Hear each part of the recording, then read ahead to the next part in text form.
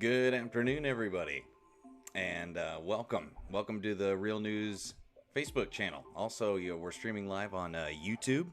You just search Real News Radio on YouTube, and you'll find us. Going to be doing the White House Task Force coronavirus briefing again today. Hope that you really enjoy it. I'm relaxing with a little bit of coffee. You know, you can get you some coffee or some tea or whatever. And I know this isn't the most engrossing television, but you know, every day you could hear something that really matters. So I shared earlier, I didn't get to stream it, but I shared earlier the Congress, the House, debating the next bailout package, because I think you should watch that too. You know, we gotta watch out for stuff.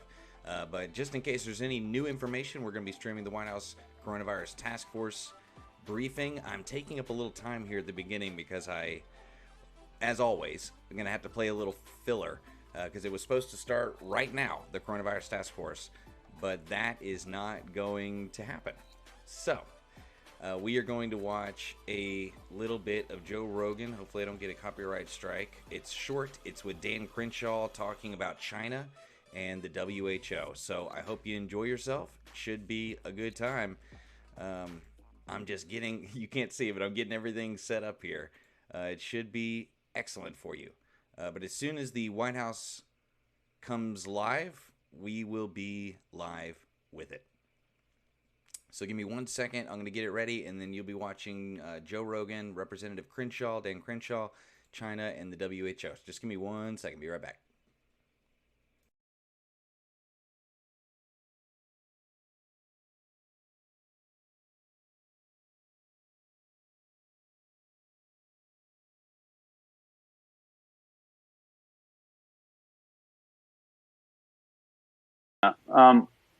Yeah, so I just mentioned that story that just came out, which is that they actually prevented PPE from being delivered outside of China. So that, you know, our companies, 3M, they produce it there, should have been exported out. They prevented that. There was a study that showed that if they had actually been honest and given the world 3 weeks extra notice, 95% of the spread could have been contained. Okay. Wow. 5 million people left Wuhan. They allowed travel out of Wuhan. 5 million people traveling all over China, all over the world. The reason this became so bad in Italy and Iran is because of the Belt and Road Initiative. These are major hotspots for China's economic development and the Belt and Road Initiative. So then let's get into the World Health Organization. There's got to be a come to Jesus moment on the World Health Organization. Again, mid-January, World Health Organization says that, or they repeat the claims made by China that it can't even be transmitted human-to-human contact. On January 30th, World Health Organization said something along the lines of, there's no reason to be shutting down travel or limiting travel. So they are directly controlled by the Chinese government, the World Health Organization. It should also be worth noting, I forget the guy's name who runs it, the director of the WHO, but he's, I believe he's from Ethiopia. And Ethiopia is one of these countries that is has a huge investments from the Belt and Road Initiative. And so, I mean, we need to be calling for a complete change out in leadership at the WHO. I mean, we've seen that video where they refuse to acknowledge. He refuses to acknowledge the existence of Taiwan. He wouldn't even say it. The woman keeps questioning him, and he shuts his camera off. Yeah, it was like when you asked me about marijuana use and I pretended I couldn't hear you. Like but you were joking, though. We were right in front of each other joking. Yeah. That's different. I mean, that guy, he shut his connection off, and then he said, China's doing a great job. Let's move on. And, you know, like what? Very weird. I mean, it's so deeply corrupt. It's so deeply corrupt. And, I mean, you know, I don't think the WHO will ever have the standing that it did before, not without an immediate and serious leadership change, because they've lost all credibility. And then move on, you know, fast forward, the Chinese were perpetuating it. It's unclear whether they started this talking point or whether it was the progressive left and the Chinese just repeated it and latched onto it. But this whole notion that it's racist to call the virus the Chinese virus was such an utterly absurd thing that we were focused on as a country when it just doesn't matter. It just, no matter what your opinion on whether it's actually racist or not. I mean, I personally don't think it is. There's a history of calling a virus some kind of geographic name based on where it's from. That's fine. The point is that Chinese authorities were spreading that quite a bit in February. So they're doing things like that. Then they claim that perhaps it was the U.S. Army that had started the virus in Wuhan. They haven't let international inspectors go in and investigate the origins of this virus so that we can better understand it. There's going to be, well, there already is quite a few things that we're looking at is what we can do to, one, rebalance our supply chains. That as a country, we need a better industrial policy on bringing a lot of important manufacturing back home and being more competitive in that sense. Can I ask you this? Is there any evidence that this was a man-made virus? This is the big conspiracy theory that there was sort of a level 4 bioweapons lab in Wuhan. Yeah, and I just don't know. I mean, I could pontificate. But it is true that there was a bioweapons lab in Wuhan? Yeah. I don't know if it's meant for weapons, but there's certainly a lab there that would have housed viruses like this. And we just don't know the answers. And I don't, especially in my position, I don't want to pontificate. Of course. I don't want to assume. Do you think that this, because of the consequences of this virus and all this, that this awakens people to the need to manufacture things in America, particularly medical supplies, so many things that we rely on China for? 100%. And this is something Trump has been talking about forever. And I think he's received skepticism from both the left and the right on that for different reasons, mostly from the right, because, we have, and the Republicans need to come to terms with this, is we have really adhered very closely to a more libertarian mindset of free trade, where the more free trade, the better. Where if somebody else can make it cheaper, then we should just have them make it all, right? This comparative advantage theory. And that's true in theory. It is true, but we can't ignore the consequences. And I think we have ignored those consequences for a little too long. Like what happens when you close down that factory?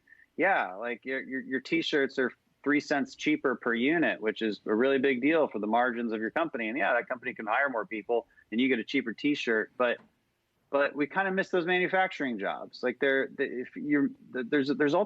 like a moral, or not a moral, but like a psychological benefit to these manufacturing jobs as well. You're creating something. People like that. People like to feel like they're producing something and that they have meaningful work that pays pretty decent. And so there's consequences, and there's consequences to the efficiency that has occurred.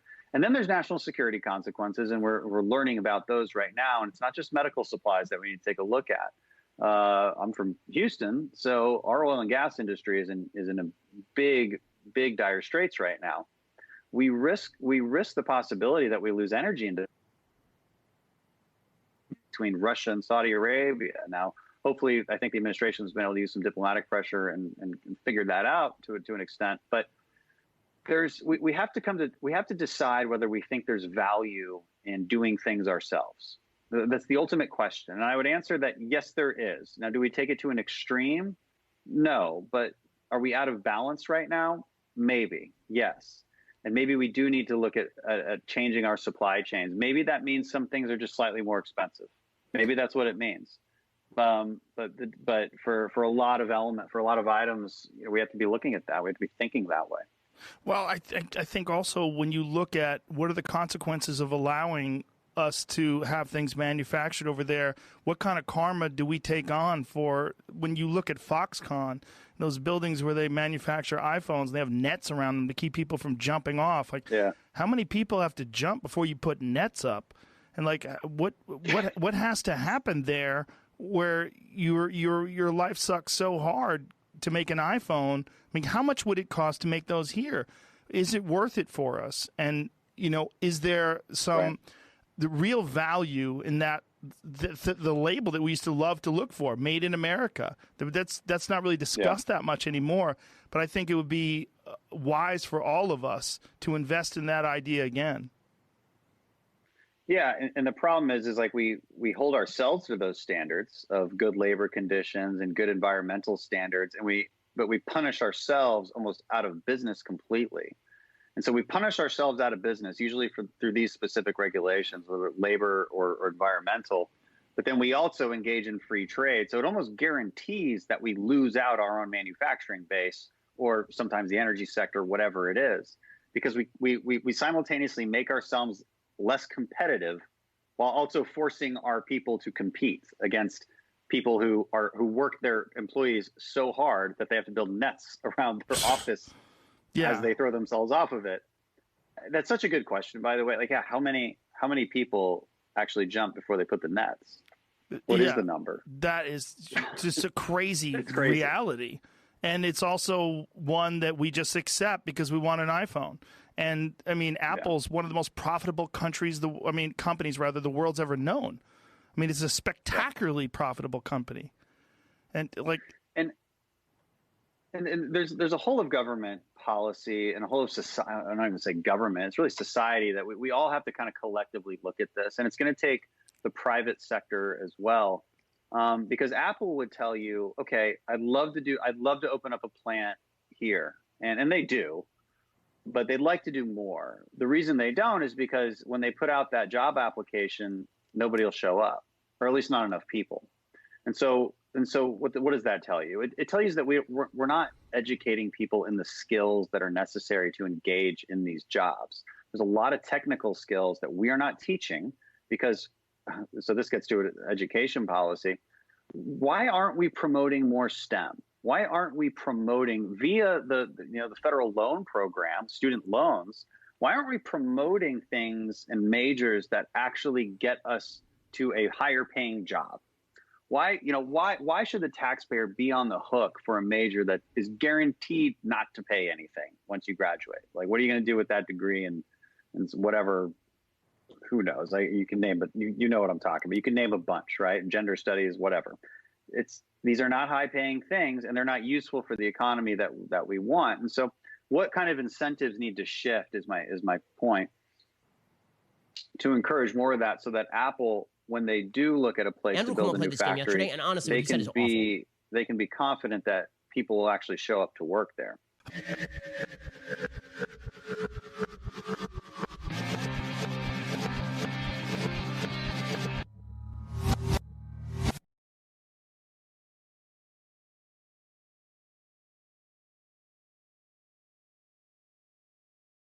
Andrew Cuomo played this game yesterday, and honestly, what he said is awful. So the governor of New York, who's been widely feted by the media for his brilliant leadership, despite the fact that his state got hit harder than any state in America, and he was late on the ball. Andrew Cuomo yesterday, he was asked about people who want to work. And here was his ridiculous, sneering answer. How can the cure be worse than the illness if the illness is potential death? But what if the economy failing worse than death equals death? Because of mental illness, the people stuck at home. No, it doesn't. It doesn't equal death. Economic hardship, yes, very bad. Not death. Right? You want to go to work? Go take a job as an essential worker. Do it tomorrow. Right? You're working. I am. You're an essential worker. So go take a job as an essential worker. But the people aren't hiring because of the No, there are people hiring. You can get a job as an essential worker. That's insane. Now you can go to work and you can be an essential worker. What an absolute a-hole. I mean, seriously, what an absolute a-hole. What just unbelievable stuff from Andrew Cuomo there. So first of all, the baseline notion that is the easiest and most scoundrel it's the most scoundrel-like take on politics I can imagine is death is not equal to any of the other things. Yes, that's true. Death is not equal to any of the other things. Death is worse than all of the other things for the individual. But for the society, we make these calculations all the time because that's called policy making. And responsible policymakers make policy based on weighing a variety of factors, not one factor. If you're weighing one factor, you're a bad politician, you're a bad policymaker. Everybody understands this. Everyone understands this. No one's willing to say it out loud because they're gutless, but everybody understands that they're going to have to make these calculations. Andrew Cuomo pretending I'm saving every life. And okay, so I ruined the economy. Also, I just have a question for Andrew Cuomo. Why does he get to decide what an essential job looks like? You know what usually decides what an essential job looks like? People, human beings, the economy, not Andrew Cuomo. Saying that you are an essential worker, I'll give you an example. Apparently, according to Andrew Cuomo, that reporter is an essential worker. And so I guess that all the people who are out of jobs, who are working at restaurants, they can just get jobs as reporters. I mean, if they want to work, they can just get a job as a reporter. They can just go become a nurse or a doctor today. And what in the world? This is it's just another version of learn to code, right? It's just another version of you're going to lose your job, and therefore you should just move into an essential industry, except we decide which industries are essential. You know whose jobs are essential? Everyone's jobs are essential. And to pretend that the job is not essential to the person or to the economy is to override both everybody else's free choice and the interests of the person who just lost their job. And there are 30 million of them. 30 million of them get a job as an essential worker. And honestly, like what is Andrew Cuomo's history of being an essential worker other than working in government? And by the way, like he was just elected to the position. It's not like it is not as though he has provided some eminent and objective benefit to the state of New York through his service. That's not the way that this works. Essential workers, that even the phrase is ridiculous on its face. That's not to suggest that lockdowns weren't necessary and that there aren't truly essential workers. But I will point out that my job in the media is far less essential than a doctor or a nurse's job. There are gradations of essential. And by the way, I'm not sure that, well, like, why is it that my job is considered an essential job, right? Doing a podcast, why and running a website. Why is my job considered an essential job in the same category as the people who are bringing you your groceries? Right? It's arbitrary and it's ridiculous and it's silly. The real reason that they say that the media are an essential job is because they don't want to run into a First Amendment violation. Is the real reason that they are doing that. But at the same time, they're saying that pastors and rabbis, I guess, are not essential jobs. So it's all, this is all arbitrary. And if it were connected to public health at this point, I'm all in favor of it. But I don't think that it's connected to public health. I think that he is using as an excuse for his bad public policy the if I save even one life routine. Now, he's not even the worst. I mean, first of all, that's an enormous amount of scorn for people who are losing their livelihoods. And you're seeing it in the media, too. The attempt to portray everybody who's protesting in favor of the economy reopening and lockdowns being ended by the government, the attempt to portray those people as Nazi flag-waving morons and white supremacists. Huffington Post compared them to the Charlottesville protesters. It's disgusting. Those are normal people who want to go back to work. And you know what? We live in a responsible country. We live in a republic. And we will have restrictions on social distancing. We will have restrictions on wearing masks. Those will continue to be in place. But to pretend that those people's interests don't matter, or that in aggregate, the only interest that matters is a policy that may or may not save lives, because we even don't know whether the lockdowns have saved lives in the first place. I think they probably saved some, at least in the short term. But we don't know, as the lockdowns are relieved, whether there's no counterfactual, right? We don't know what would have happened if we did Y when we did X. There's just no way to tell that. We don't have a multiple universes machine where we can tell what the counterfactual would have been. To pretend that you invariably have the right answer because you have decided that it's important that America be bubble boy and that there are no countervailing interests is just bad public policy making. Thank you for tuning in to the Daily Wire, one of the fastest growing conservative media outlets in the country. All right. Thank you so much for watching that. We are still waiting for the White House to begin. This is kind of par for the course. They're usually a little bit late. So I'm going to keep it rolling here. I brought it back to me because I have to move the videos around and stuff. But thank you so much for watching this afternoon. This is kind of low key. You know, I'm not super stressed about it, but I do appreciate those who are in the chat and hanging out with us. Just want to take this opportunity to remind you that we have a backup stream on YouTube. I encourage anyone who enjoys the Real News Facebook to check that out. It's great. I mean, if you enjoy watching the videos on Facebook, it looks a little better on YouTube. It streams a little bit better. But yeah, go ahead and go subscribe to the YouTube channel. You can see above me. You just search Real News Radio and you will find it. Now, if you'll just give me one more second, I'm getting rid of that Ben Shapiro video. And I'm putting up one here by Tim Pool. Now, all these, I guess, like, I feel bad because a lot of these videos end up seeming a little bit partisan, and we don't like seeming partisan on our channel. But, like, all these points, even though they're being given to you in somewhat of a hyperbolic way, are points that I'm at least sympathetic to. So I hope you enjoy what I'm showing here. The next video is from Timcast, Tim Pool. It's a video entitled, Republicans Were Right, People Are Exploiting Emergency Stimulus Because Welfare Pays More Than Work. Now, I'm sensitive about this. You know, if you've been out of work for 4 weeks, this is not to disparage you about working the system in order to keep your kids fed and your mortgage paid and your rent paid and stuff like that. This isn't about that. This is about the argument over public policy. This is about which decisions are better than others. and that's why I'm playing this. I hate giving disclaimers like that, but I really don't like being, let's call it exclusionary. You know, this is a channel for everybody. So I'm just playing what I like, what's on my playlist.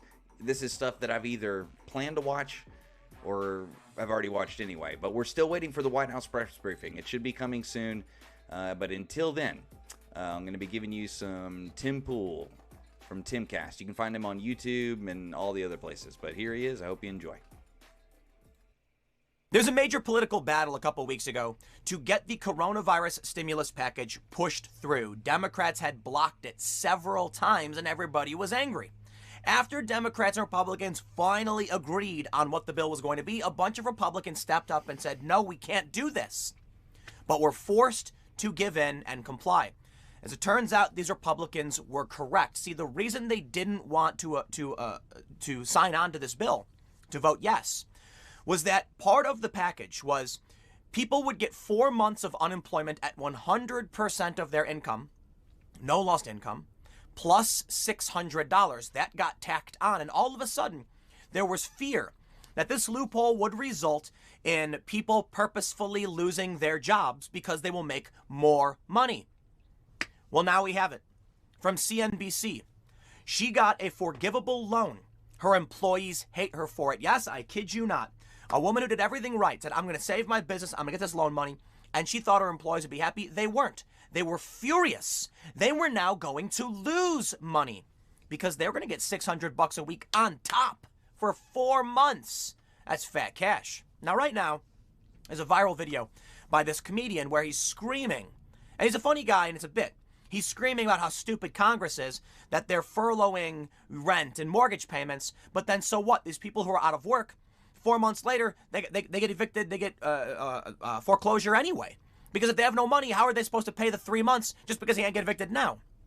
What the dude missed, and what a lot of people missed, is that there was a plan in place. Whether the plan works is separate. The idea was everybody gets 4 months of guaranteed wages plus $600 per week. So you can pay your rent, you can pay your mortgage. And they can't evict you. It was a bonus. They could have just said, we're not going to furlough any of this stuff. You're getting the money. Go pay for it. And then we still saw people calling for rent strikes. Now, it's true. Not everybody has gotten their money. I think most people actually have not gotten unemployment checks. And New York City's unemployment system is collapsing. So we got a ton of problems, man. But we're not being helped by, I guess, emotional rage bait. Look, let me own this one. I was 100% on board saying, okay, maybe not 100%. I'm too much of a milquetoast fence sitter. But I was pretty much on board like, we got to get this stimulus through. I know there's going to be problems, and we're going to pay the price. And now we are. The Republicans who tried blocking this, they were right. But what's the alternative? We don't do anything for anybody? I'll be the first to admit it. Since the Trump bucks dropped, my ad revenue has slowly been returning because business is starting to pick up a little bit in some areas. It's been really, really good for me. So, of course, I'm happy. But that just kind of proves the point I was making. My business is starting to recover because of the recovery plan. Now, here's where it gets bad. She got a forgivable loan and her employees hate her for it. Let's read this story and we'll talk about the economy. They say, Jamie Black Lewis felt like she won the lottery after getting 2 forgivable loans through the Paycheck Protection Program. Black Lewis saw the $177,000 and $43,800 loans, one for each of the spas she owns in Washington State, as a lifeline she could use for payroll and other business expenses. She'd halted pay for the 35 employees, including herself, at Oasis Med Spa and Salon in Woodinville and Amai Day Spa in Bothell in mid-March, when non-essential businesses in Washington closed due to the pandemic. When Black Lewis convened a virtual employee meeting to explain her good fortune, she expected jubilation and relief that paychecks would resume in full even though the staff, primarily hourly employees, couldn't work. She got a different reaction. It was a firestorm of hatred about the situation, Black Lewis said. The animosity is an unintended consequence of the $2.2 trillion coronavirus relief package enacted last month. So we actually, I will mention now, they mentioned 22 million unemployment claims. We do have an update. It's 4.4 added to it. So we're looking at just around 26.4 or more.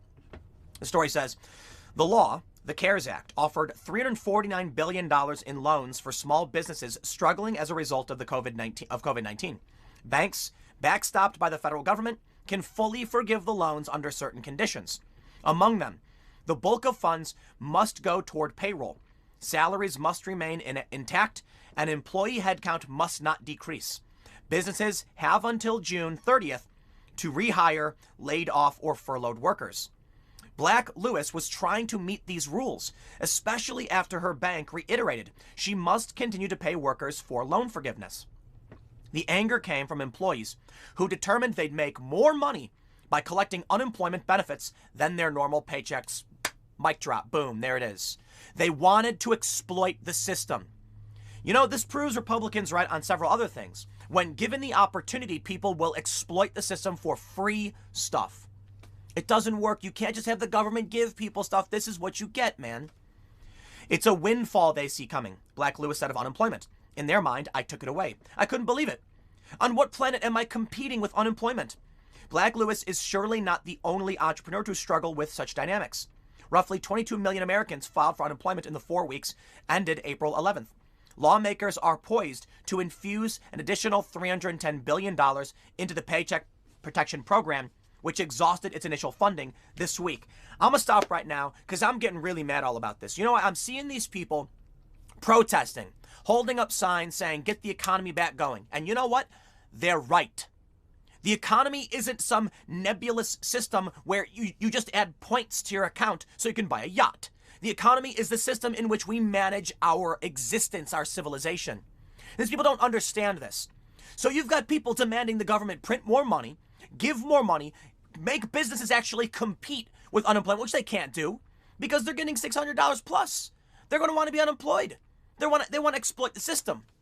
And I'll tell you what, only when every farm has stopped producing food and every food processing plant stopped processing food and every building gone into complete disrepair and people are struggling because of economic collapse, will these people realize you cannot eat money. I love that saying, right? It's that only after every tree is destroyed, every, river tainted, every mountaintop removed, will people realize you can't eat money. Because that view, these people think that the only things we ever do are so that we can have money so we can get an infinity pool. The overwhelming majority of money spent is for things we need. People are paying other people. It's something they don't realize. Well, I will point out there's a lot of money spent on ridiculous things. Don't get me wrong, military and stuff. But you could argue that's essential for a variety of reasons. But these people think that, I guess it's people who live in cities. They've never had a business. They have no idea how much money goes into labor. Labor is the overwhelming majority of your expenses in a business, for most businesses. And that means the money you're giving to that other human being for doing work is spent on food and clothing and insurance to keep us alive. And after that, we have what's called disposable income to buy TVs, PlayStations, whatever. That's what these people in cities think because they are pampered, spoiled children. And we end up with this broken system. Now listen, I'm not going to complain about the problem about this necessarily. It's not fair for me to do that because I advocated for this. I will accept all criticism because I said we're going to get problems. Now I see the problems we face. We got to fix it. 100%. We cannot have businesses struggling because unemployment will pay more. The system is broken.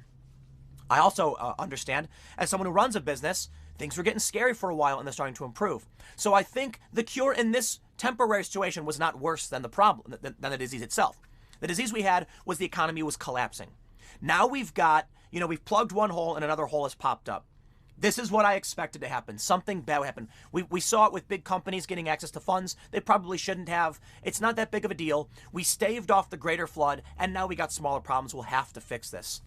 But listen, when they say people will exploit the system for free money, they will do it. We are seeing it right here. Let's read a little bit more. Unemployment benefits. The coronavirus relief law increased weekly jobless benefits for recipients, boosted the duration of benefits, and extended pay to previously ineligible groups of workers like the self-employed.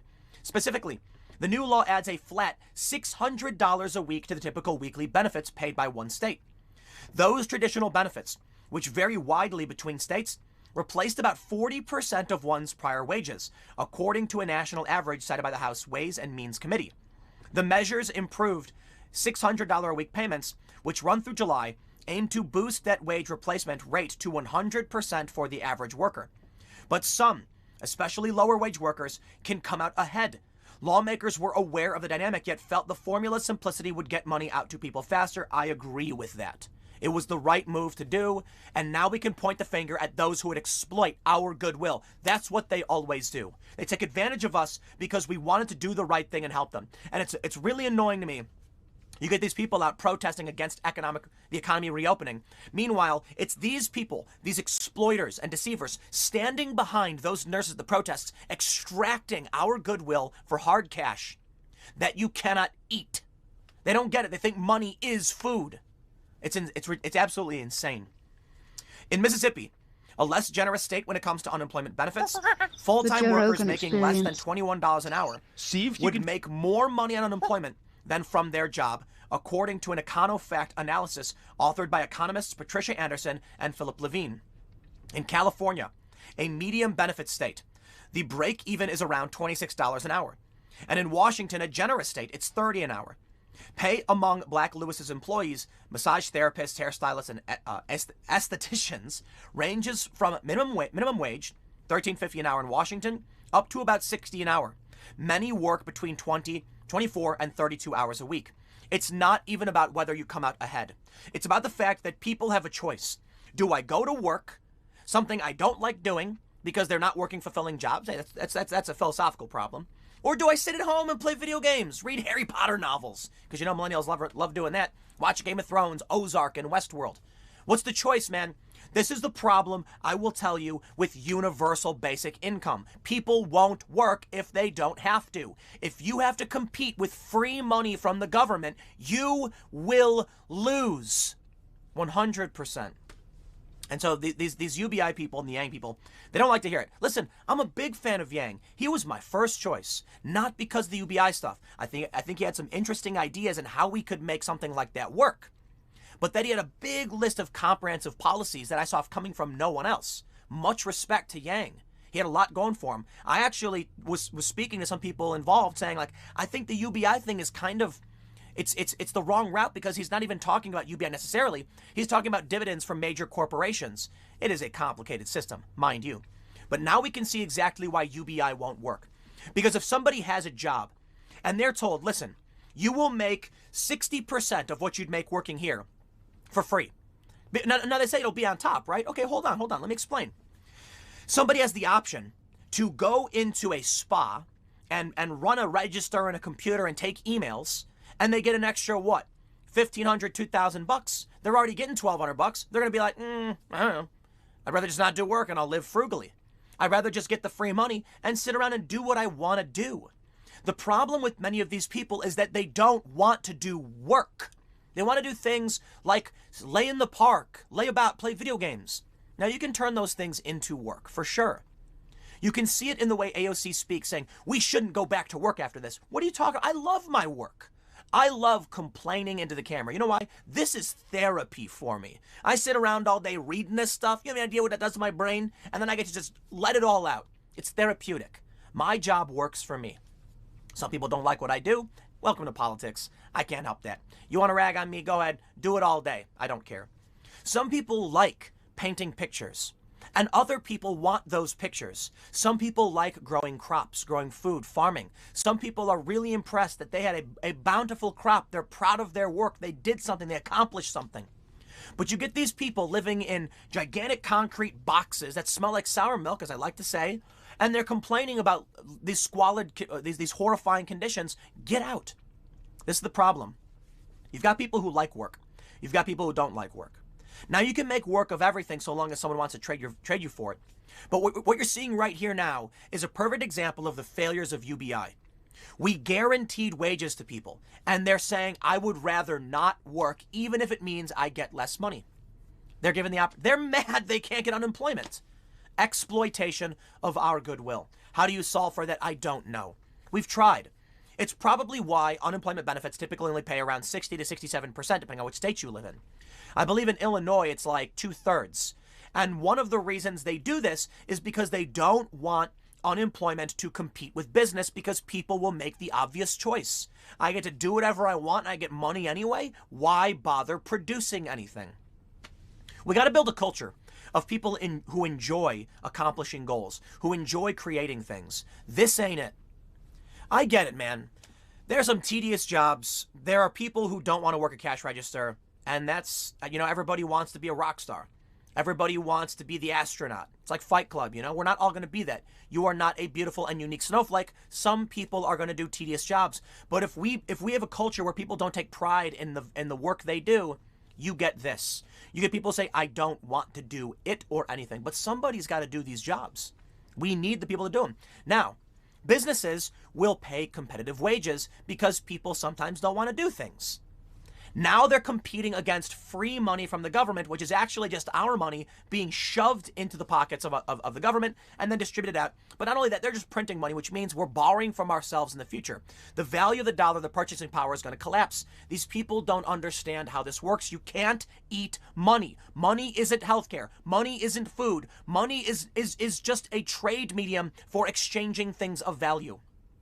They're not going to get it. And instead, we'll end up with people who just say it is easier to do nothing. And I'll tell you what happens with UBI. Because again, I got a bunch of Yang people coming at me because I tweeted about this. When you have the base low-skill job competing with the government, and people would choose to get, like, let's put it this way. Let's say the government said, we'll pay you $5 an hour to do nothing. And the business says, we're going to pay you $10 an hour to do something. People are going to choose $5 an hour to do nothing. You will live, I know, because I know the people who live this way. So many skateboarders say, I will choose to do the bare minimum to get my time. My time is more valuable. Which means these businesses have to dramatically increase what they pay. This reduces the buying power of the dollar and creates inflation. I don't know how you stabilize this. Stabilizes over time. One argument I've heard, people are tweeting at me like this, like, no, UBI would counteract deflation. Have you seen deflation around yet? It's historical inflation, period. Now, yes, we're seeing some deflation because of the economic collapse. But what's the point of pumping out money? It's going to reduce the buying power of the dollar. We're flooding the markets. This is a perfect example of why it doesn't work. They say, Black Lewis's workers may not have a choice. However, since she has already made an offer to pay workers, the state may deem them ineligible to collect unemployment benefits, according to labor economists. Plus, Black Lewis feels she needs to use the money according to the terms of the loan forgiveness to avoid going into more personal debt, for her business. They may not have the choice ultimately, but I don't come out as the nice guy, Black Lewis said. Bad will has been cemented into the business because I took it away from them. There's a bad taste from it, she added. We'll recover, but it's just a bummer. Well, you know what? Your employees are leeches. They are parasites on the system. I understand people want to work better jobs. People have aspirations. I worked fast food. I worked lifting bags and loading planes. I did the grunt work for a long time, and I saved my money. I saved it all so that I was afforded the ability to expand and grow a business. When you start out in this life, you are a negative drag on society. That's not an insult, but you are. You're a child. Taxes are being paid to support you. Schools are being run to support you. Eventually, you start generating a net positive. It is then on you to be responsible with your money to figure things out. Now, some people say it's not fair. I can't afford healthcare. I can't get these things. I hear you, bro. I hear you. We can't guarantee everything to everyone. You got to understand that the poverty level changes over time. It's relative. A poor person in the United States is wealthier than a poor person in Brazil. So yes, over time, there will be people who are poor. You can never get rid of poverty. It's relative. To think that someone in poverty today has a refrigerator and air conditioning, and we're lamenting that fact, saying we must do better, is an astounding. It is an award. The privilege, the right to complain about such things. We should be eternally grateful to those whose shoulders we have been standing on. Because you go back 100 years and poor was sitting in the gutter with an infection, getting your leg chopped off, and you were lucky to eat anything. Poor in America today is rich for the rest of the world, for the most part. I'm not saying life is easy. You want to maintain a standard of living? I get it. And we do want to reduce poverty and bring everyone to a better standard of living, always. But no matter what happens, as long as things get better, there will be poor people. We can't get rid of that. You can't just give money. Money isn't a resource. Money isn't the value. The value is the labor and the product of that labor. And now you can see it.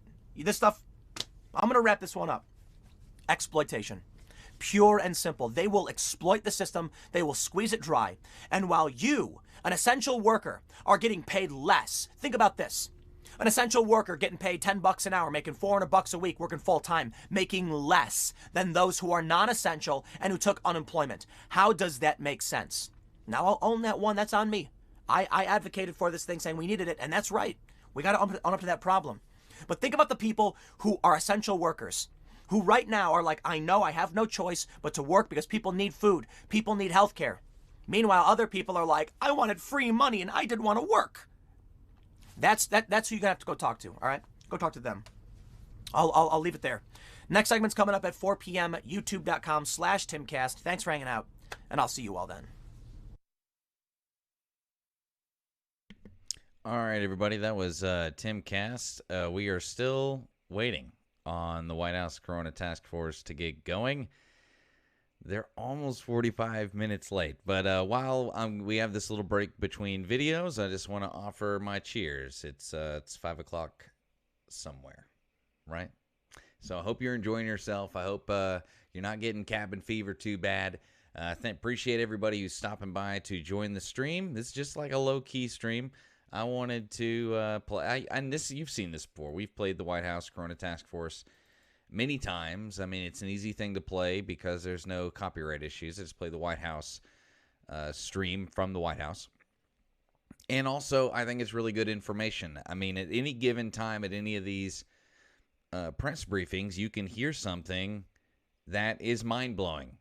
I mean, at any time. I mean, I'm getting to the point where I don't really like the question and answer session too much because we really don't get into information. What we get into is partisan weeds of, did you mean this or did you say that? And it's kind of ugly. So I may cut off the question and answer time because I don't enjoy it. I don't know if you enjoy it. But I'll be looking for stuff in the chat if you want to hear the question and answer session as well. But let's see. Let me go ahead and bring it up on the screen here. Let's see if I do this. No, that's still just me. Sorry, me. I apologize. Doing a lot of things at once. But coming up next here, we have Joe Rogan reacts to hot mic video of New York Times photographer joking, "We've all been vaccinated." I thought this would be apropos for today because we're actually watching. This happened at a White House press briefing. But this is a really interesting, I don't know what to put it, like quote or situation, but I'll let you decide for yourself. I'll be looking in the chat. I'll be in there commenting and whatever with you guys. So just enjoy this. This is Joe Rogan reacts to hot mic of New York Times photographer joking, "We've all been vaccinated."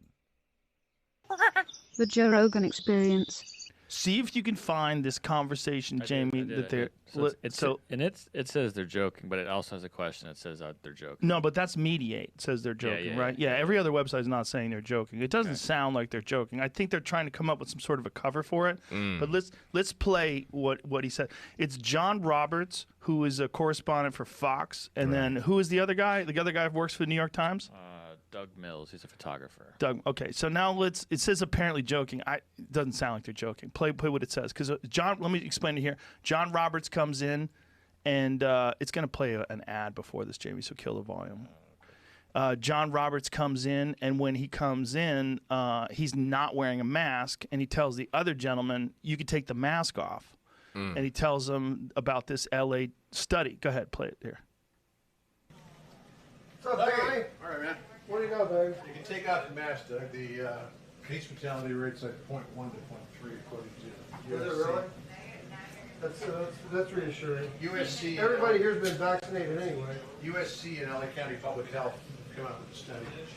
They found that there were 7,000 cases in California, but they really believe that there are anywhere from 221,000 to 442,000 people who were infected. Really? Yeah. So that makes it 0.1 to 0.3? Does a study to give out with? Or? Yeah, just give it to that. So it suggested the case fatality rate is 10. It seems. Wow. Which puts you right in line with the flu. Yeah, exactly. Yeah. That's what it is. So it was a hoax. I don't think it was a hoax. So here's what's weird about that. One, that guy says, well, we've all been vaccinated here anyway. Right. Now, maybe he was joking. Maybe he's got a weird sense of humor. Long joke. It's Terrible a weird joke. Yeah, weird. Yeah. Now, they have done some trial vaccines. There are some vaccines that are in trial. There was a woman in Seattle. She was the first person to get tested. Mm-hmm. And I sent this stuff to Matt Staggs earlier today, and he sent something to me. There have been several different.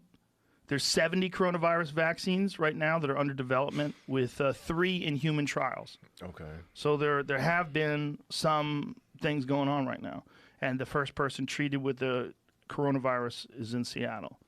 There's an article about that where she's talking about getting tested. But this guy saying we've all been vaccinated, like, I don't know what that means. It's hard to tell. People have weird senses of humor, right? Like, if you listen to comics, right, and if you took some of the shit that we say and wrote it down, and put it be like, down, these are terrible people. They're eating babies. They're they're raping old ladies. Like we say ridiculous shit all the time, and we get used to it. Right. Maybe they say ridiculous shit too. I don't think so. Especially look where they are. Look what they're dealing with right now. Right, but the other guy coming in saying you don't have to wear a mask. So Roberts comes in with no mask on. Yeah. It says you don't need a mask. So you can take the mask off. Well, that study's weird, man. Because later this evening, we expect the House to pass I believe the mortality rate is correct. I believe that it's way less deadly than they thought it was. But they had to prepare. Congress is answering my call to deliver these additional $320 billion in relief for the American worker and for small businesses.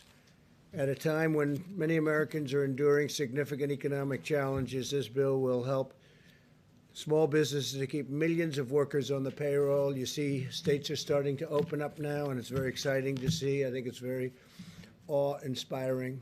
We're coming out of it, and we're coming out of it well. And I'm very happy the governors really have been doing a really good job working with us, and it's really pretty impressive to see. I've spoken to numerous leaders of countries over the last 48 hours, and they are saying, we're leading the way. We're really leading the way in so many different ways. I'm also very pleased that Harvard, as you know, Harvard and Stanford and Princeton and numerous other universities and colleges, and also large businesses have sent funds back to us. And in some cases, I stopped funds that I looked at, and we are pleased to report that the funds have either not gone out, or it's about $350 million. And they've either not gone out, or we've renegotiated it, and they're not getting them. So in a couple of cases, they're sending them back immediately. So I think it was very nice. I want to thank Harvard in particular. They acted very quickly and decisively. And they agreed when they heard the facts that they should not be getting it. So we appreciate it very much from Harvard, Princeton, Stanford, and other institutions. The bill also includes $30 billion to support small lending institutions serving distressed communities, helping countless African American and Hispanic American small businesses. As we continue our battle against the virus, the data and facts on the ground suggest that we're making great progress. In 23 states, new cases have declined in the peak week. 40% of American counties have also seen a rapid decline in new cases. 46 states report a drop in patients showing coronavirus-like symptoms. That's a big number. To keep America gaining momentum, every citizen needs to maintain the vigilance, and we all understand that very well. We've gone over it many, many times. This includes practicing good hygiene, maintaining social distance, and the voluntary use of face covering. A safe and phased reopening of our economy. It's very exciting, but it does not mean that we are letting down our guard at all in any way. On the contrary, continued diligence is an essential part of our strategy to get our country back to work, to take our country back We're winning this, and we're going to win it, and we're going to keep watching. We're going to watch very closely for the invisible enemy. With each passing day, we're learning more and more about this enemy. The scientists at DHS have released a report offering a number of insights about how the virus reacts to different temperatures, climates, and surfaces. The findings confirm that the virus survives better in colder and drier environments and does less well in warmer and more humid environments. I have to say that very excitingly, we're going to have somebody up.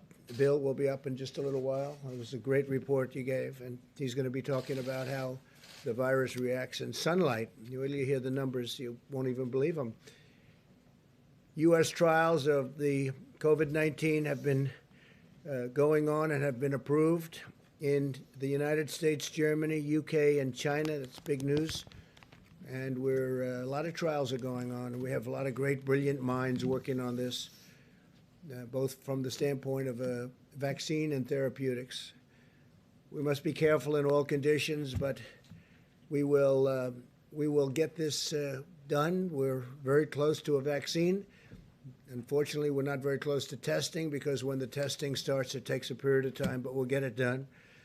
And I want to thank the head of DHS Science and Technology, Bill Bryan, for what he's going to be doing and what he's going to be saying, and the report that he's about to give.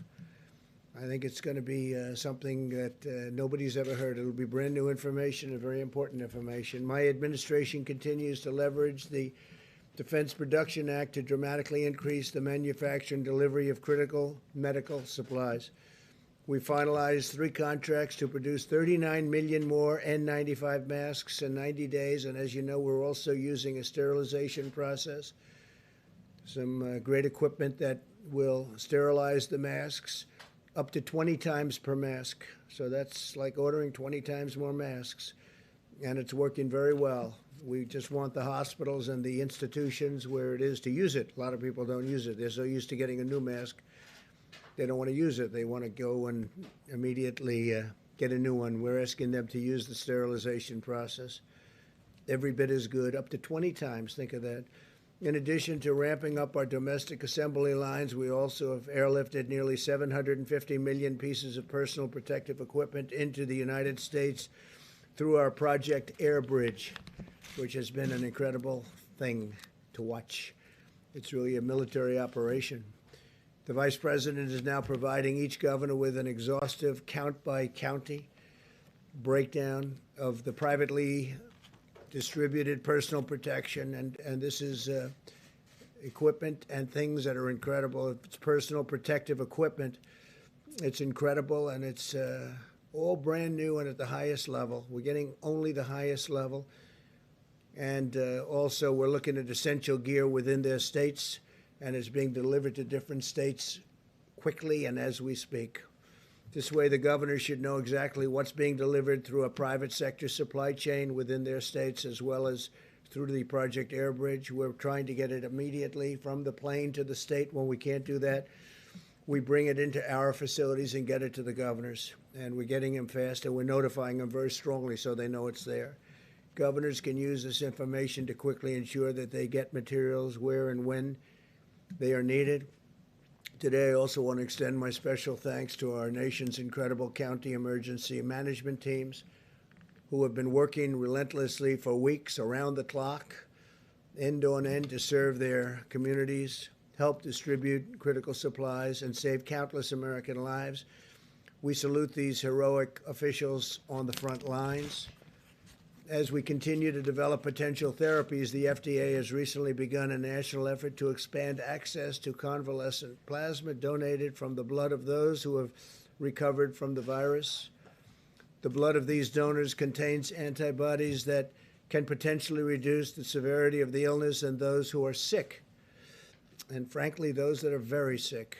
Nearly 3,000 patients are now enrolled in the Expanded Access Program, receiving transfusions nationwide. And I want to thank all of the people that recovered for what they've done. They, as I said yesterday, they raise their hand when they barely can walk, and they're saying, I want to donate blood, I want to donate whatever it is that you want, because we want to help people. It's really quite incredible. Convalescent plasma will also be used to manufacture a concentrated antibody treatment that does not have to be matched with a particular blood type. This concentrated antibody treatment could be used as a preventative measure to keep healthcare workers and other high-risk populations from contracting the virus in the first place. Very big deal.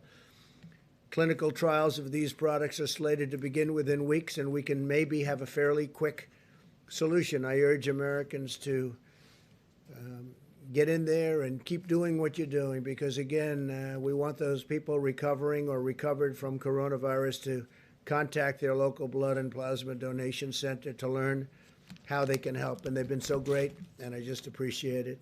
My administration has also partnered with leading, and we have really been establishing some great partnerships with leading technology companies and scientific journals to create a database of 52,000 scholarly articles on the virus that can be analyzed by artificial intelligence.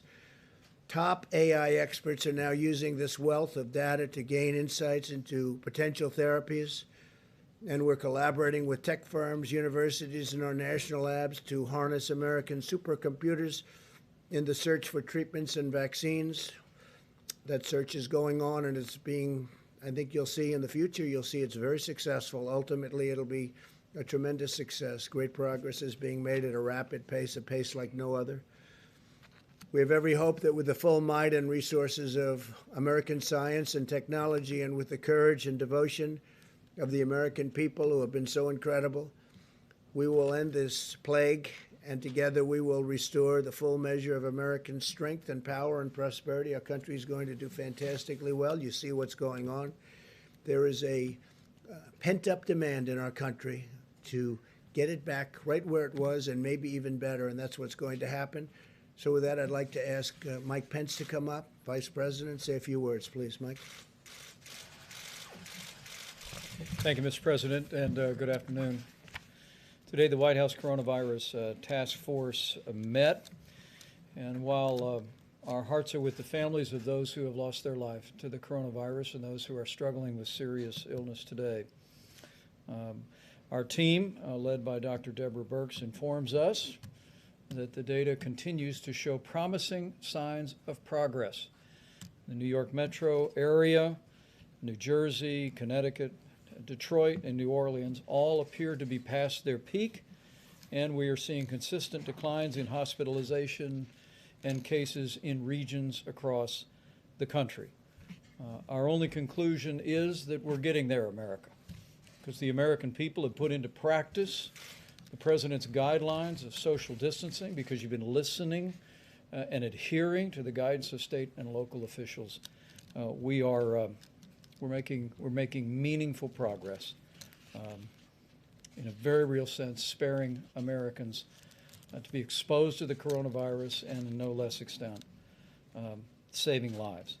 Our task force actually believes, Mr. President, that if we continue these mitigation efforts in the days ahead, as states implement their policies, including phased reopening that will preserve those gains, we do believe by early summer we could be in a much better place as a nation, with much of this coronavirus epidemic behind us. Earlier today, we also had a conference call led by Secretary Ben Carson and leaders from HUD about the President's announcement yesterday that he is repurposing the White House Opportunity and Revitalization Council to focus on the impact of the coronavirus on minority communities. Secretary Carson will convene the council tomorrow and will be reporting tomorrow afternoon on their progress. We want to thank the more than 270 leaders of organizations dedicated to housing, homelessness, and improving the lives of people across our urban communities, not only for being with us today, for the way they have partnered with our administration and partnered with state and local officials to put the health of all of their constituencies first. As the President mentioned, you'll receive a report that our task force received formally this week from Bill Bryant of the Science and Technology Directorate at the Department of Homeland Security. He will outline, as the President said, encouraging news about the impact that heat and sunlight have on the coronavirus, which will increase the confidence that we feel about the coming summer. On the subject of testing, at the present moment, we have reports of 4.93 million tests having been performed across America. And encouraging news as states have been engaging commercial labs at a higher level across the country. Yesterday, our commercial lab system did more than 100,000 tests in a single day. So we're beginning to activate all of the capacity. And tomorrow, at the President's direction, our task force will convene a conference call with all of the nation's governors to talk about their progress that they are making on testing. And we're going to hear from governors about the practices that and methods that they are employing to significantly increase testing following our briefing about capacity in laboratories this past Monday. For instance, Governor Mike DeWine just announced that Ohio's testing has been greatly expanded after the FDA approved Thermo Fisher's new extraction reagent, saying in his words that the action, quote, probably doubled, maybe even tripled testing in Ohio virtually overnight. Governor Tim Walz of Minnesota announced, along with the state's healthcare system, the Mayo Clinic, and the University of Minnesota, what he described as a breakthrough for rapid, widespread testing, able to test more than 20,000. Governor Kim Reynolds of Iowa launched the Test Iowa initiative that will triple testing capacity by partnering with Nomi Health and Domo. She also worked with the University of Iowa hospitals to leverage further capacity. And Governor Eric Holcomb and Governor Andy Beshear of Indiana and Kentucky, respectively, both announced additional drive-through testing locations. Our priority has always been to focus first on those impacted by the coronavirus and then on those extraordinary healthcare workers ministering to their needs every day. And I know, Mr. President, how proud you are that our men and women in uniform have come alongside our healthcare workers in communities most impacted. And I know the American people are proud as well. As of today, FEMA reports that 35,000 National Guard have been deployed across the country to aid in our coronavirus response. Governor Kevin Stitt of Ohio actually deployed the National Guard to hospitals across the state to evaluate protective equipment and hospital capacity and report it into state emergency management and FEMA. And Governor Greg Abbott of Texas actually mobilized more than 1,200 National Guard and 45 teams to provide greater access to testing. Along with the National Guard, at the President's direction today, more than 4,500 active duty military doctors, nurses, and medical assistants have been deployed across the country. Yesterday, 1,013 medical professionals in our military were actually deployed to 19 hospitals in 7 states to support those amazing healthcare workers. And with 4.4 million more Americans filing for unemployment in the past week, I joined the President in welcoming passage in the House today of the Paycheck Protection Program. It'll support working families, allow small businesses to keep people on the payroll for a period of 2 months. But it also, as the President requested, included $75 billion to assist hospitals across the country. And in that spirit, the President and I will continue to urge states across the country, given the unique burden on hospitals, we are now encouraging states to restart elective surgeries wherever possible, either statewide or on a county-by-county basis. We recognize the role elective surgeries play in finances for local hospitals, and we'll be working with states to enable that. In that vein, Governor Doug Ducey issued an executive order not long ago allowing elective surgeries beginning May 1 for hospitals that meet certain preparedness criteria. And Indiana's Governor Eric Holcomb is allowing elective clinical procedures to begin on April 21st. Finally, Mr. President, the task force received today our first report on state reopening plans. At the present moment, 16 states have released formal reopening plans. 13 of those were actually released since you unveiled the Opening Up America guidelines to our governors and to the nation last week. And to your point, Mr. President, states are beginning to make those plans. And we're encouraged to see so many states embracing the phased approach to reopening their economies that's contemplated in our guidelines for opening up America again. For instance, Governor Mike Parson of Missouri announced the Show Me Strong Recovery Plan has 2 initial phases intended to protect the most at risk. Governor Tom Wolf announced the plan for Pennsylvania that would begin May 8th. Will end a stay-at-home order for just portions of Pennsylvania, but the plan, again, requires regions to have fewer than 50 new positive cases per 100,000 for a period of 14 days, and it also lays out a phased reopening roadmap. Governor Kate Brown of Oregon updated their framework for reopening, doing 3 phases, again, on a county-by-county basis, and Governor Brad Little of Idaho released Rebound Idaho in just the last few days that will consist of 4 phases and require specific criteria that Idaho and businesses need to meet to begin to reopen. Mr. President, with the guidelines to open up America again, states are making plans. And at your direction, our task force will continue to work very closely, providing them with the data, providing them with the resources to be able to implement those plans in a safe and responsible way. So with that, let me just end where I began and to say thank you to the American people. The progress that we are seeing is a testament to what all of you have done, to our extraordinary healthcare workers, to a partnership between the federal government and to state and local officials.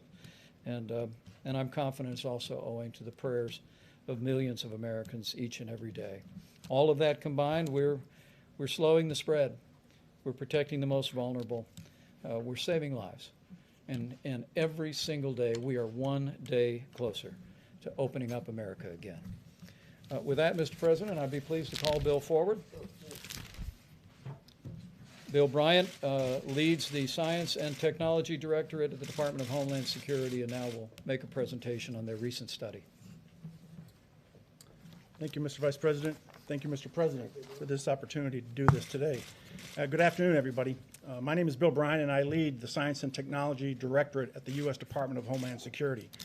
Over the last several months, we've intensified the department's R&D efforts to identify and deliver information that informs our response to COVID-19. S&T is working to identify, develop, deploy the tools and information to support our response to this crisis. As part of our efforts, we're leveraging the unique capabilities of S&T's National Biodefense Analysis and Countermeasures Center to study the biology of the COVID-19 virus. This center is a high biocontainment laboratory located in Frederick, Maryland.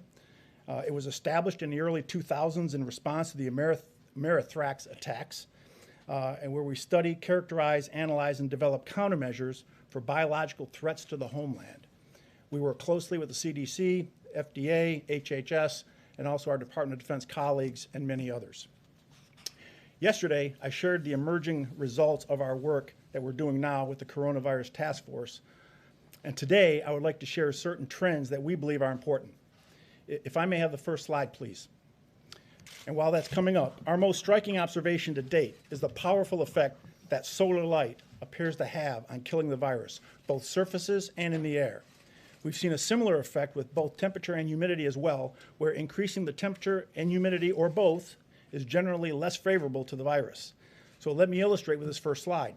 If you look to the right, you'll see that term half-life with a bunch of timestamps on there. First, let me tell you what a half-life is. We don't measure the virus as far as how long will it live on a surface. We have to measure the decay of the virus in terms of its half-life, because we don't know certain elements. We don't know how much a person expectorates when he spits, right? When he sneezes, whatever the case may be, we don't know how much virus is in there. So that has a bearing on how long the virus is going to be alive and active. So we measure it in half-life, because half-life doesn't change. So if you look at an 18-hour half-life, what you're basically saying is that every 18 hours, the life of the virus is cut in half. So if you start with 1,000 particles of the virus, in 18 hours you're down to 500. In 18 hours after that, you're down to 250, and so on and so forth. That's important as I explain the rest of the chart. If you look at the first 3 lines, when you see the word surface, we're talking about non-porous surfaces, door handles, stainless steel. And if you look at as the temperature increases and as the humidity increases, with no sun involved, you can see how drastically the half-life goes down on that virus. So the virus is dying at a much more rapid pace just from exposure to higher temperatures and just from exposure to humidity. If you look at the 4th line, you inject the sunlight into that, you inject UV rays into that. The same effects on line 2 at 70 to 75 degrees with 80% humidity on the surface, and look at line 4, but now you inject the sun, the half-life goes from 6 hours to 2 minutes. That's how much of an impact UV rays has on the virus. The last two lines are aerosols. What does it do in the air? We have a very unique capability. I was discussing this with the president prior to coming out. He wanted me to convey it to you on how we do this. I believe we're the only lab in the country that has this capability. But if you can imagine a Home Depot bucket, a 5-gallon Home Depot bucket, we're able to take a particle, and this was developed and designed by our folks at the NBAC.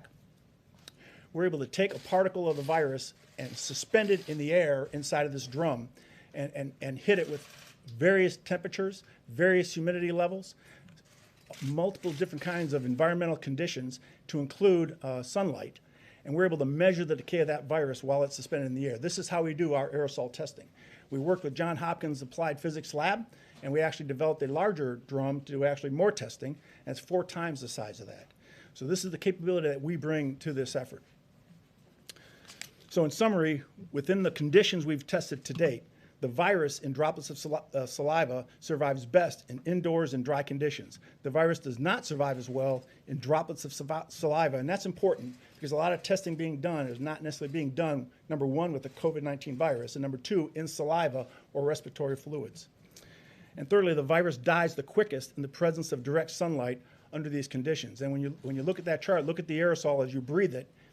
You put it in a room, 70 to 75 degrees, 20% humidity, low humidity. It lasts, the half-life is about an hour. But you get outside and it cuts down to a minute and a half. Very significant difference when it gets hit with UV rays.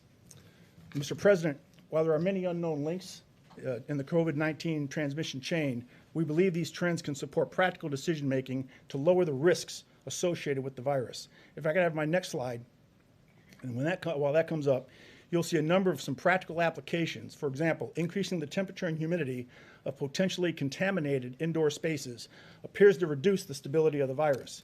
And extra care may be warranted for dry environments that do not have exposure to solar light. We're also testing disinfectants, readily available. We've tested bleach, we've tested isopropyl alcohol on the virus, specifically in saliva or in respiratory fluids.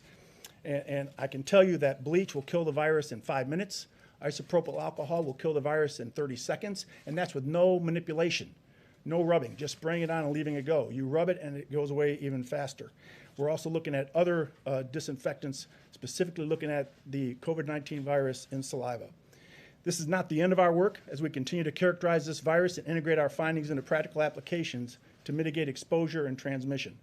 I would like to thank the President, thank the Vice President for their ongoing support and leadership to the Department and for their work in addressing this pandemic. I would also like to thank the scientists, not only in S&T and the NBAC, but to the larger scientific and R&D community. Thank you very much. Thank you, Mr. Bryan. Thank you very much.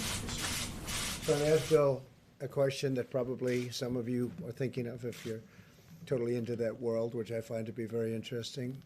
So supposing we hit the body with a tremendous, whether it's ultraviolet or just very powerful light, and I think you said that hasn't been checked, but you're going to test it. And then I said, supposing you brought the light inside the body, which you can do either through the skin or in some other way. And I think you said you're going to test that too. Sounds interesting. Right, and then I see the disinfectant where it knocks it out in a minute, 1 minute. And is there a way we can do something like that by injection inside or almost a cleaning? Because you see it gets on the lungs and it does a tremendous number in the lungs. So it'd be interesting to check that. So that you're going to have to use medical doctors with. But it sounds interesting to me. So we'll see. But the whole concept of the light, the way it kills it in 1 minute, that's pretty powerful. Steve, please. You say that the country will be in a better place by early summer. Does that mean you're going to need to extend the social distancing guidelines until then? Well, we may, and we may go beyond that. We're going to have to see where it is. And I think people are going to know. You're going to know. I'm going to know. I think people are going to know just out of common sense. At some point, we won't have to do that. But until we feel it's safe, we're going to be extending. You have 23 cases where new cases, 23 states where new cases are on decline. What does that mean about when the country can be safely reopened to a more normal point? Yeah, but it means we're going to watch those cases very carefully. I think we've all gotten very good at it. We've gotten good at tracing We see where the cases are, where they're going, and we're going to be watching it, and it's called containment. At a certain point, we're going to be able to contain. And, you know, when you see this, a lot of people have been talking about summer. Maybe this is one of the reasons. I once mentioned that maybe it does go away with heat and light, and people didn't like that statement very much. The fake news didn't like it at all, and I just threw it out as a suggestion. But it seems like that's the case, because when it's on a surface that would last for a long time, when that surface is outside, it goes away very quickly. It dies very quickly with the sun. Yeah, go ahead. You said yesterday that you're going to look into Senator McConnell's suggestion for allowing states to declare bankruptcy versus the aid. Yeah, we'll look into it, and I have been looking into it. I've been talking to a lot of the different senators, but I don't want to talk about it now. That was a very interesting presentation. Go ahead, Jim. Well, I wanted to talk about McConnell's suggestion that aid to the states amounts to a I just told you I'm not talking about it now. I'll talk about it later.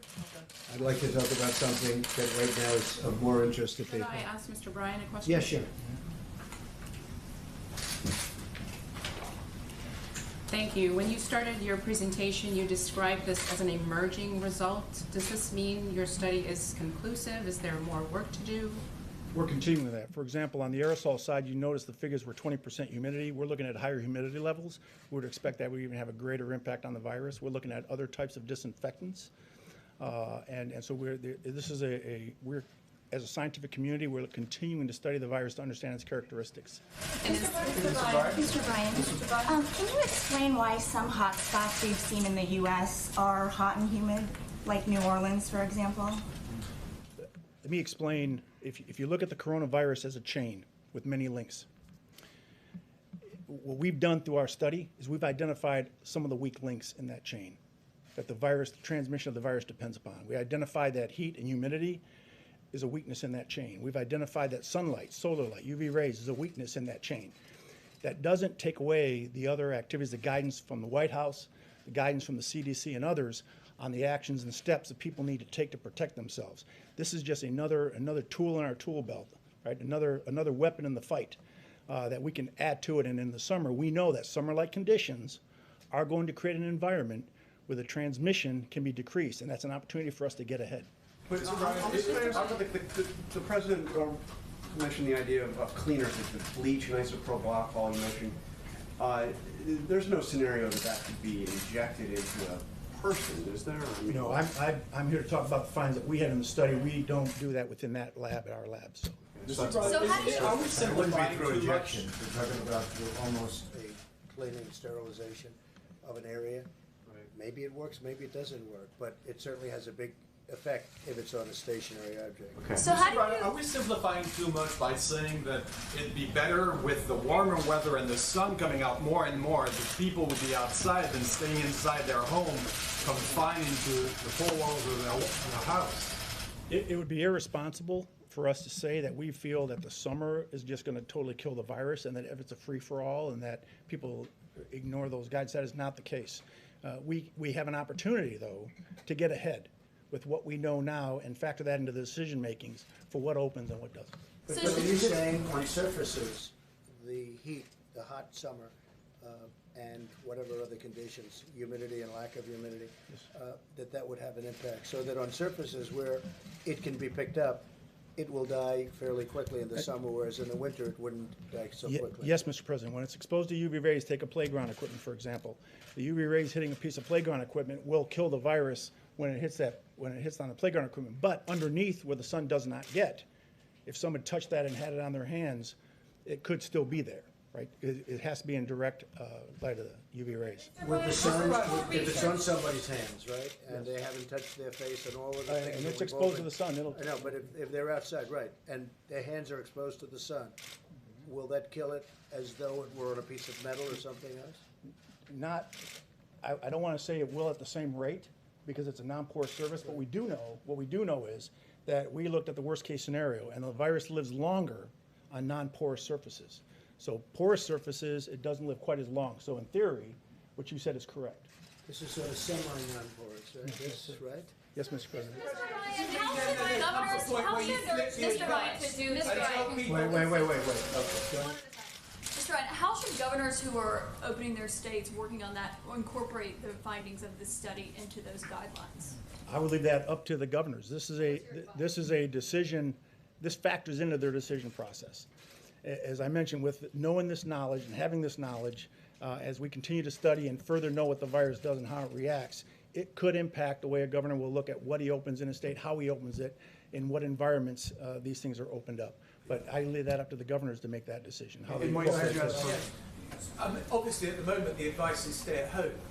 By the summer, could we be flipping that and saying you'd be much better off being outside with UV rays, all the humidity that Washington brings in August? I would not go contrary to the guidance that have been issued right now. I think, though, to tell you that if I'm having an event with my family, I'm doing it in the driveway or in the backyard, not inside the house with my children. In fact, I'm thinking about moving outside to the rose garden. No, it's a very interesting question, actually. Okay. Please, how much more research, how much more time would it take to have conclusive results that could be used here? You said these were emerging results.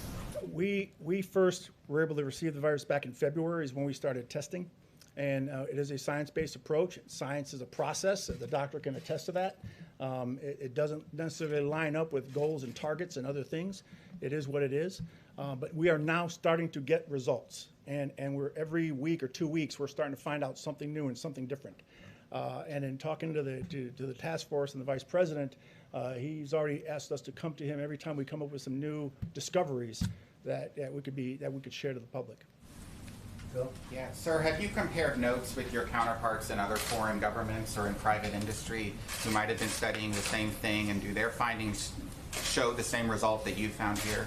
We do have a very good partnership with a lot of our allies. We work closely with them on this particular topic.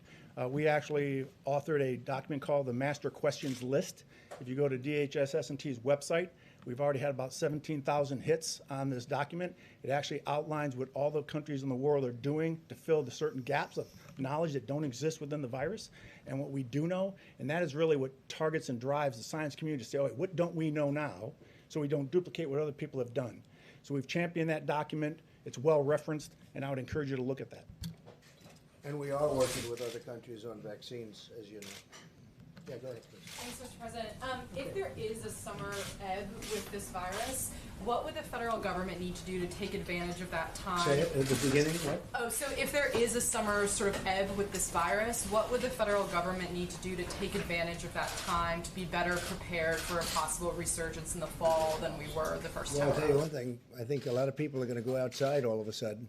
People that didn't want to go outside, they'll be. To me, this was really a very interesting meeting. We covered in great detail, and these are incredible people at that. We could call it a laboratory because that's essentially what it is. It's a super laboratory. It's a lot of things going on at that laboratory. Right, a lot of very interesting things going on at that laboratory. Yeah. What would you and other areas of the government need to do on testing, for example, or other things like that to be prepared if it came back in the fall? How would you take advantage of the summer? It's actually a very good question. It's something the task force already has begun discussing, that we are, if a combination of factors, let me say again, as states put into practice the guidelines to open up America again, implement safe and responsible plans to open up their economies along the lines that the President unveiled a week ago today. People continue to properly exercise social distancing as is recommended in each phase. That, in combination with some of these findings, could well give us a summer respite from the coronavirus. And our team is already speaking about working on a continuous basis through this summer. Every single day we're increasing testing. Every single day airbridge flights are coming into the country. I can promise you, at the President's direction, there will be no letting up on making sure that our hospitals have the equipment, have the personal protective supplies for medical personnel. There'll be no letting up on the development of therapeutics by our great pharmaceutical companies, or driving toward a vaccine as soon as it is possible to make available to the public. There'll be no letting up on continuing to scale testing, already more than anyone in the world, but by next fall we'll have a broad range of testing, a variety of different means, And that's why we say with confidence that should the coronavirus reemerge at any point